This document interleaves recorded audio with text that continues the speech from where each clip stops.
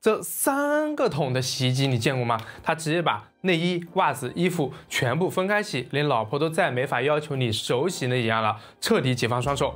大家好，我是云飞，這就是小米最貴最高端的洗衣機，米家的3区洗衣機 Pro 滾筒10千克，它在標準的尺寸裡面塞進了其他2個小桶，一個洗內衣，一個洗襪子，大桶就負責常態的衣物。小米這次是真嘗到了分區洗的甜头，既有創新感，又很貼合我們這一代把活交給機器的生活方式。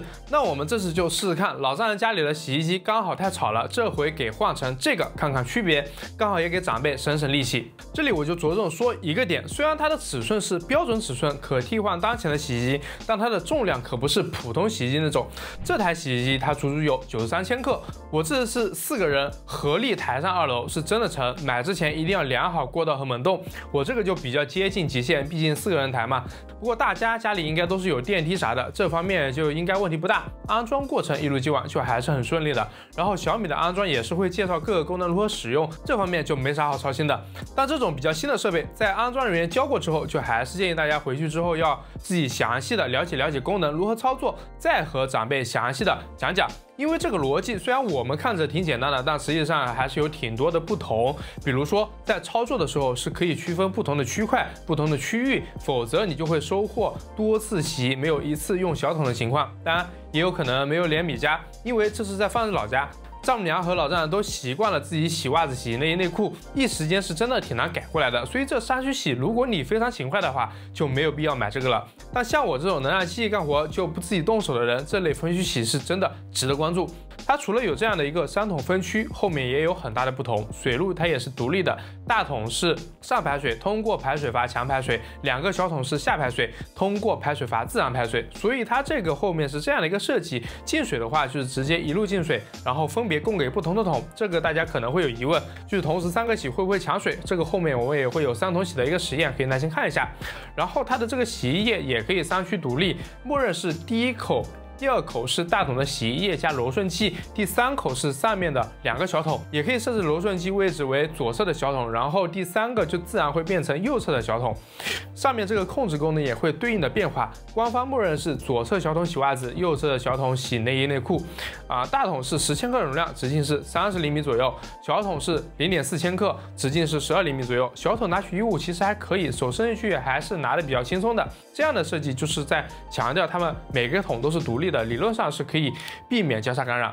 那麼我們就先來瞧瞧它具體如何操作，到底有哪些程序吧。我們就先使用洗衣機本身的按钮操作，然後使用米家 APP 操作，看看有啥不一樣的。最後我們簡单來測試一下它的清潔能力，一起来看看這3個桶轉起来都是個啥感覺。好，我們先来了解一下它這塊面板的一個操作逻輯啊，因為是3區嘛，上面2個小桶，然後下面1個大桶，還是一樣的長按開機。但是它和我們平常的洗衣机有一個不一樣的點，就是它這裡有一個左右下，它也沒有說區分這邊到底是這邊內褲還是這邊內褲，這邊襪子還是這邊襪子，這個就要看大家自己一個使用的習慣。然後它一個最大的不同就是我們點左邊，左邊的話你就看它這裡又多了一些東西，就是棉襪、內褲、內衣。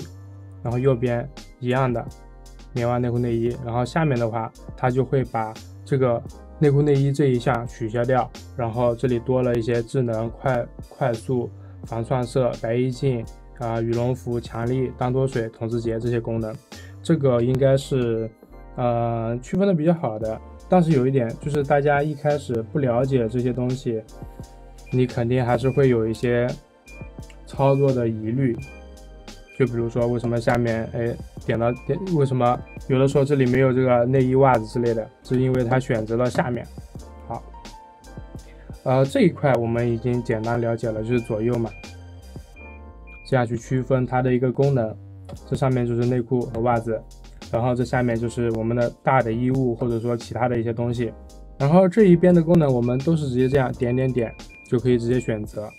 然後像這邊的這個蒸汽，我們點一下，它這裡就是關閉、關閉、開啟、關閉，看大家自己的需要。然後这個超電解也是一樣，關閉、開啟、關閉、開啟。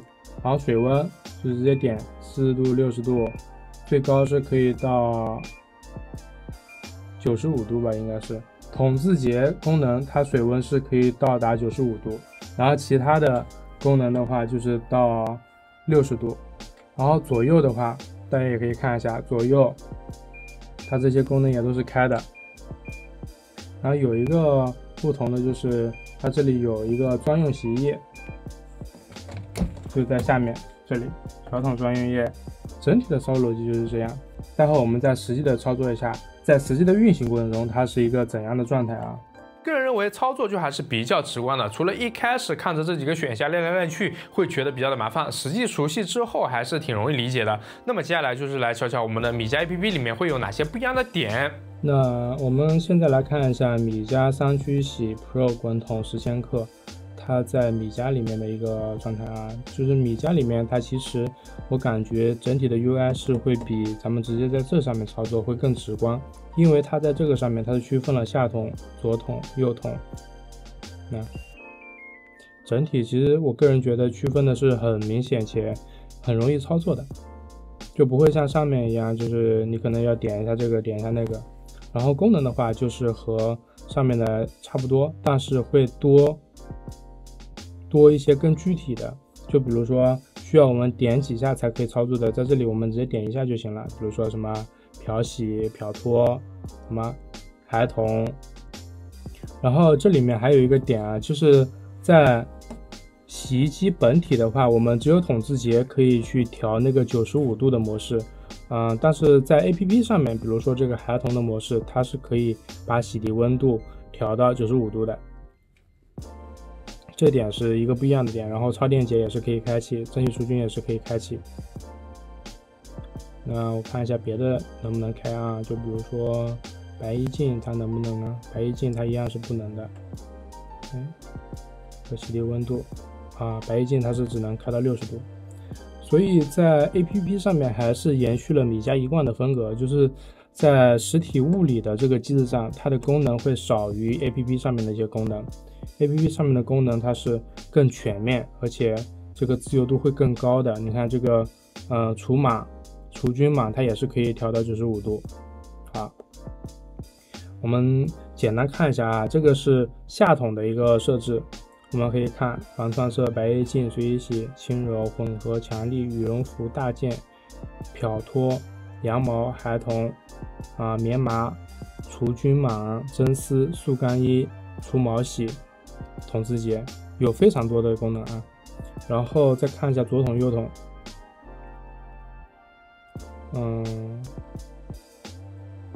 對，它也是多了這個真絲。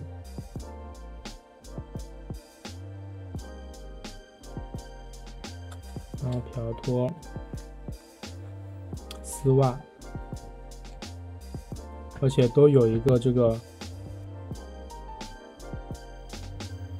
清新抖散的一個功能啊，就拿出來就是一個非常柔順的一個狀態啊。左筒右筒的話，它的功能是一樣的。然後這邊還有一個這個預清潔模式，它是適用於預先在衣物上塗抹洗衣液或者特制液，就是比如說我丈母娘她就是直接喜歡直接在桶裡面倒這個洗衣液的話，它可能就會比較適合這個模式。然後缺液的話就關閉自動投放，這個就還是講的下面這個液體洗滌劑的一個投放設置，投放量1.0倍，它可以調這個倍率啊，0.7倍、1.2倍、1.3倍。然後投放筒、下筒，然後螺順劑也可以投螺順劑它可以選擇下筒和左筒，下筒、左筒。這邊是洗襪子，這邊是洗內衣內褲，它是其實是有區分的啊，它是有區分的，不是說按自己的習慣就行的。好，然後專用液的話，它是默認投放左右兩邊。它這邊專用液目前來說是無法修改，但是我們如果選擇了這個左筒的話，那這邊就會變成右筒，然後它們就區分開來了。洗衣液它其實就不分什麼洗衣液、柔順劑和專用液了，它就是分下筒、左筒、右筒這樣一個狀態。還挺好的，還挺好的。其實，如果大家分的特別細的話，它是可以這樣子搞啊。然後这個洗衣記錄就非常的簡單啊，就是一個記錄，大家可以看到就是放在這裡是基本上只用，不用基本上是全部是只用了這個下桶，左右兩邊都沒用過。好，其他的這個洗衣液這個就不用看了。哎，它這裡剛好有這個什麼去渍的這個什麼球，看什麼樣子啊，就這樣子。然後設備清潔、桶清潔、洗滌盒清潔，然後這裡可以直接用機子去清洗這個洗衣液盒、柔順劑盒、專用液盒，這點挺好的啊。然後桶清潔，左桶右桶，而且它這裡有显示下桶才洗了29次，然後剩余11次，然后左桶沒有洗一次，剩余40次，右桶用了2次，這個還挺好的。然後下面就是一些智能場景，就是它洗完了可以通知，我們可以看一下，弄個自動化，我們可以看一下它有哪些功能啊，就是它有這個左桶、下桶、餘料滴、進水超時，那左桶衣物不平衡，還挺多功能的啊，功能還挺多的，不愧是米家旗艦的這個洗衣機啊。然後在這邊的設置裡面，它可以有提示音，然後遠程控制，安全遠程控制。然後這個模式的話是需要長按預約鍵確認桶門關閉之後才可以 APP 遠程操控。家裡有這個寵物或者小孩的這個功能是可以開起來的。然後脫水降噪就是智能感知滾筒的震動，降低脫水的一個噪音。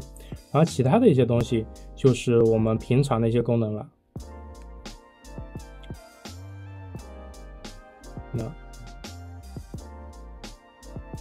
OK， 从上面的操作，我們就確實可以看到米家 APP 就還是比較全面的。對於我們年輕人來說，功能就還是更方便、更多，洗液也更強。然後我們在實際的使用裡面也可以看到它一些不足，就比如說這個洗衣液的放置。然後它這邊有這個大桶洗衣液、大桶柔順劑、小桶專用液。然後整體這個東西，我也看過大家吐槽，就是這個有點鬆，就這樣子有點鬆啊。其實我覺得就這個價位的洗衣機來說，這個完全是可以做的更 OK 一點，就比如說這裡加個磁吸什麼的。當然這個鬆它不影響實際使用，因為它這樣子在這的時候，我們把桶一關，它這裡就是牢牢的穩穩的。再一個就是它的大桶是玻璃材質，上面的2個小桶不是玻璃是塑料，這點也需要大家注意一下。然後上面不是提到它的重量是非常重嘛，它的共振是可以控制的，會比其他的洗衣機要好很多。同樣的，它的噪音也要小上不少。我丈母娘此前的這個洗衣機，她還買了減輕噪音的這個墊子，這回換了這個三區洗，沒想到的是三區洗她還沒學會，沒用上，就很滿意它的噪音。我們可以簡單來看一下。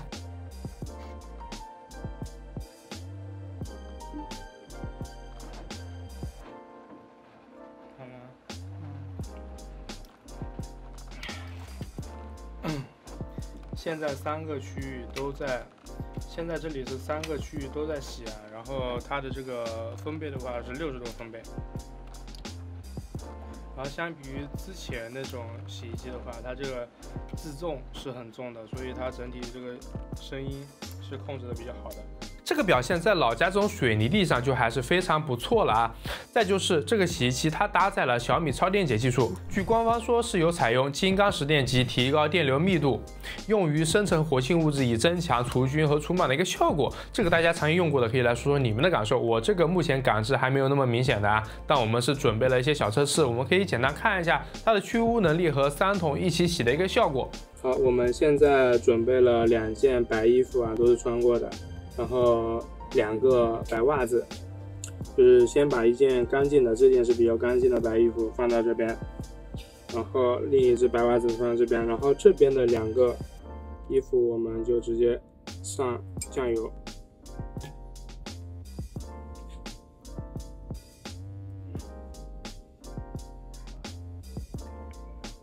OK， 就直接這樣，然後讓它在這邊曬太陽，曬個半個小時左右。